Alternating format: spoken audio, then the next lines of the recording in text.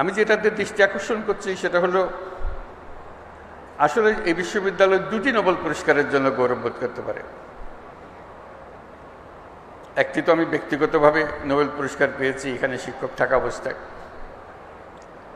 দ্বিতীয়ত হলো যে গ্রামীণ ব্যাংক সৃষ্টি হলো, সেই সৃষ্টির গোড়াতেও কিন্তু চট্টগ্রাম বিশ্ববিদ্যালয়ের আইনে গ্রামীণ ব্যাংকের আইনে লেখা আছে পরিষ্কার এই ব্যাংক কোথার থেকে আসলো।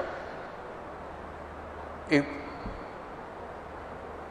ব্যাংকের জন্ম হয়েছে চট্টগ্রাম বিশ্ববিদ্যালয়ে অর্থনীতি বিভাগে, সেটা তার স্পষ্ট উল্লেখ আছে।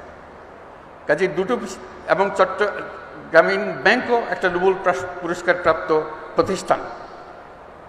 কাজে দুটি নোবেল পুরস্কারের জন্য এই বিশ্ববিদ্যালয় নিজেদের ছাত্রছাত্রীদেরকে জানাতে পারে যে এটার ইতিহাস কী।